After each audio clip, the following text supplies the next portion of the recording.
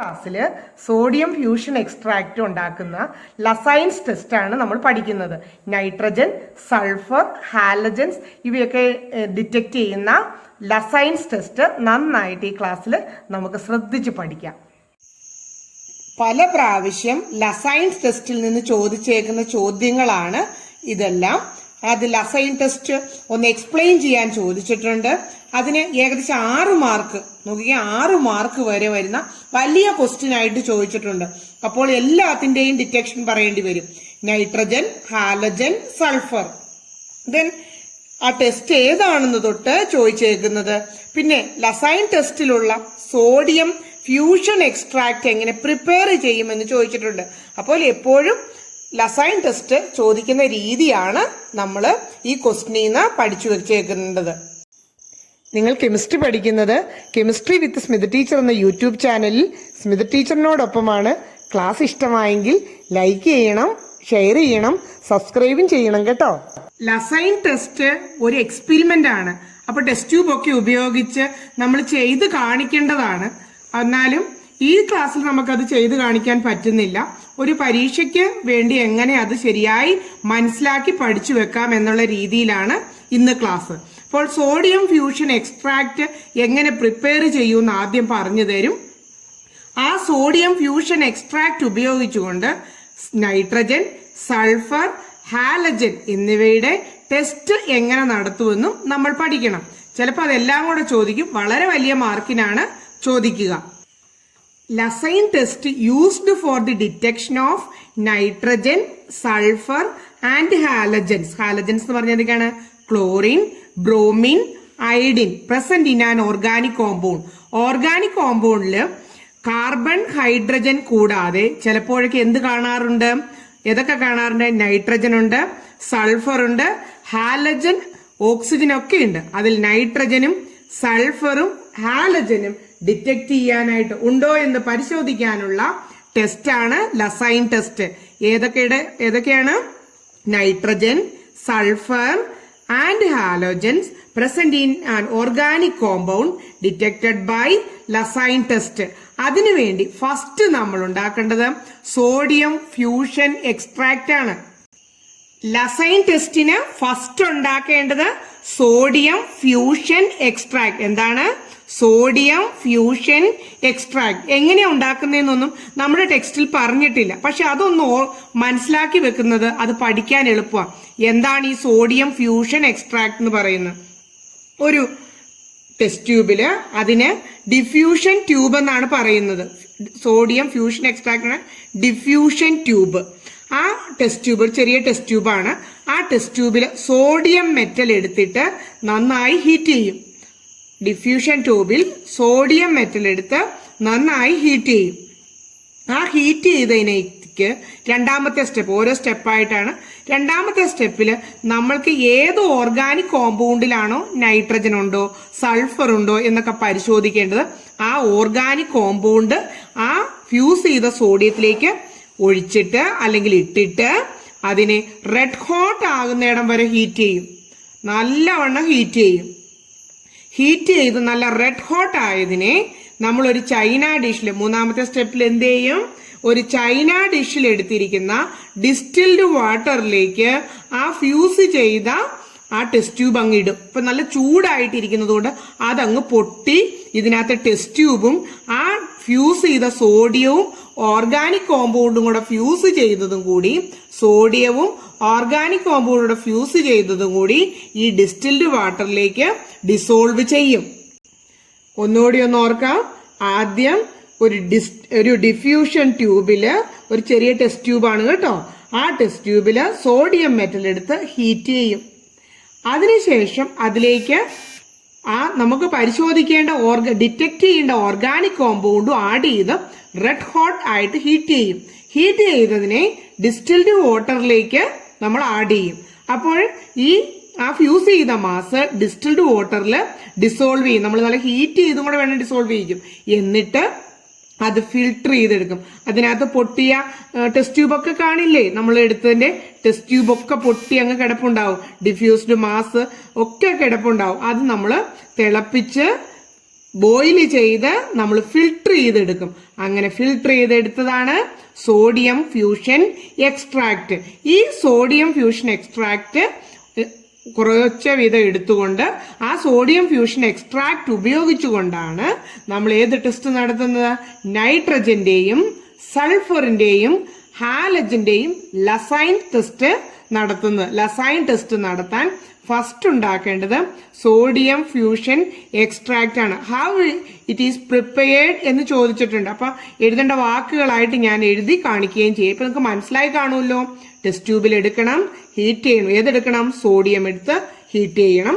അതിനെ വീണ്ടും അതിലേക്ക് കോമ്പൗണ്ട് എടുത്തിട്ട് ആ ടെസ്റ്റ് ട്യൂബ് നല്ല റെഡ് ഹോട്ട് ആകുന്നിട വരെ ഹീറ്റ് ചെയ്യണം. ഹീറ്റ് ചെയ്തതിനെ നമ്മൾ ഡിസ്റ്റിൽഡ് വാട്ടറിലിട്ട് അത് പൊട്ടി അതിനെ ഒന്ന് ചൂടാക്കി എടുത്തിട്ട് ഈ ഡിസ്റ്റിൽഡ് വാട്ടറിൽ അതെല്ലാം കിടന്നത് നമ്മൾ ഫിൽട്ടർ ചെയ്ത് എടുക്കേണ്ടതാണ്. സോഡിയം ഫ്യൂഷൻ എക്സ്ട്രാക്ട് ഉണ്ടാക്കുന്ന വിധം മനസ്സിൽ ഓർത്ത് വെച്ചിട്ട് ഈ ഡെഫിനിഷൻ അങ്ങ് പഠിക്കുക. Organic compound is fused with sodium metal. It is boiled with distilled water and filtered to get sodium fusion extract. Sodium fusion extract അങ്ങനെയാണ് ഉണ്ടാക്കുന്നത്. അപ്പൊ അതിൽ എന്തൊക്കെയുണ്ടെന്ന് നോക്കാം. നൈട്രജൻ ഉണ്ട് എങ്കിൽ ഈ കോമ്പൗണ്ടില്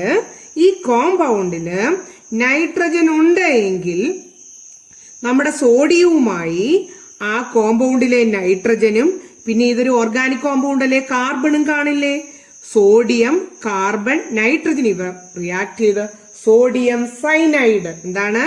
സോഡിയം സൈനൈഡ് ഈസ് ഫോംഡ്. ഞാൻ അതുപോലെ ബാക്കിയുള്ളവരോട് പറഞ്ഞോളൂ.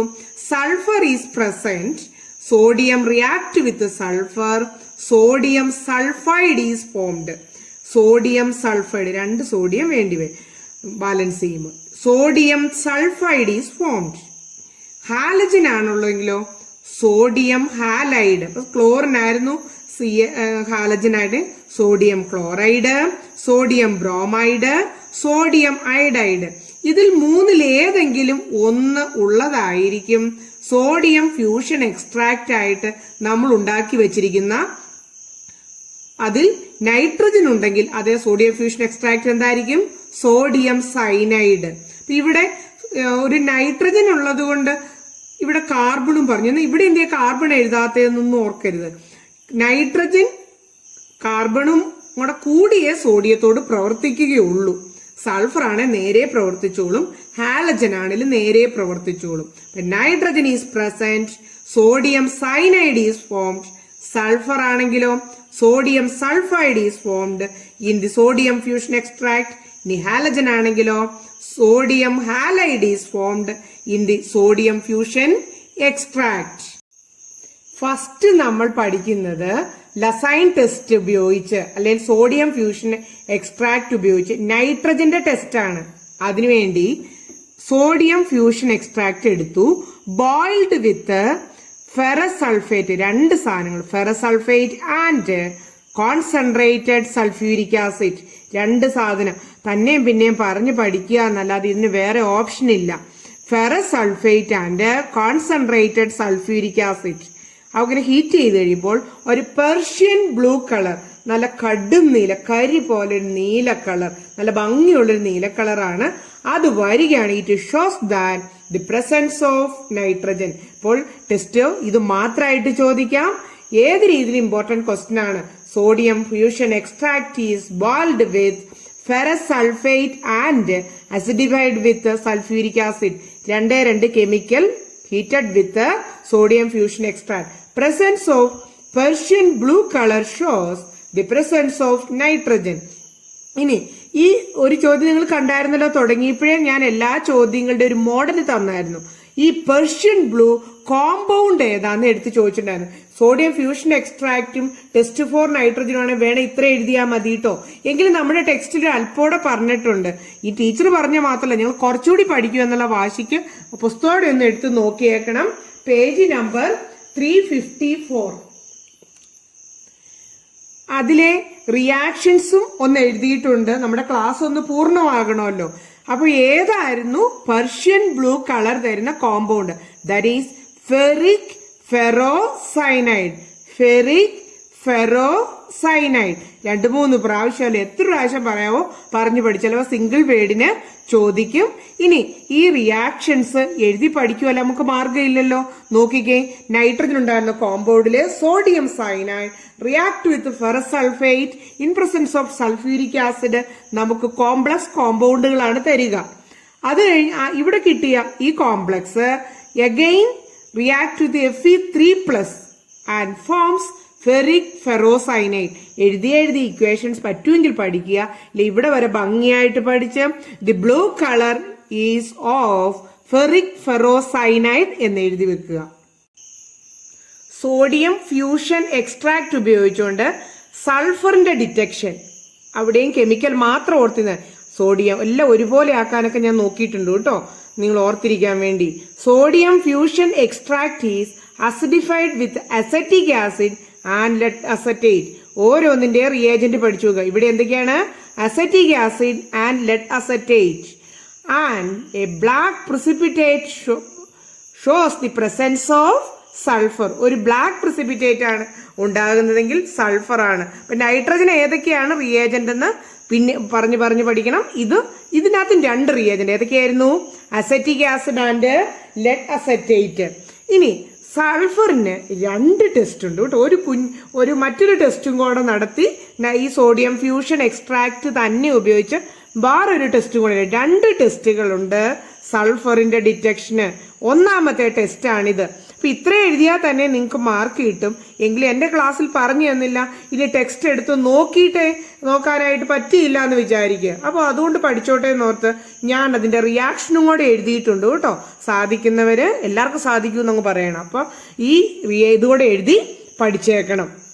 സോഡിയം ഫ്യൂഷൻ എക്സ്ട്രാക്ട് ഉപയോഗിച്ച് 2 ടെസ്റ്റ് ഉണ്ട് സൾഫറിന്. 2ാമത്തേക്ക് കിടക്കുന്നു. എല്ലാം ഒരുപോലൊക്കെയല്ലേ ഞാൻ എഴുതി വെച്ചേക്ക്. നോക്കിക്കേ, sodium fusion extract is treated with sodium നൈട്രോപ്രൂസൈഡ്.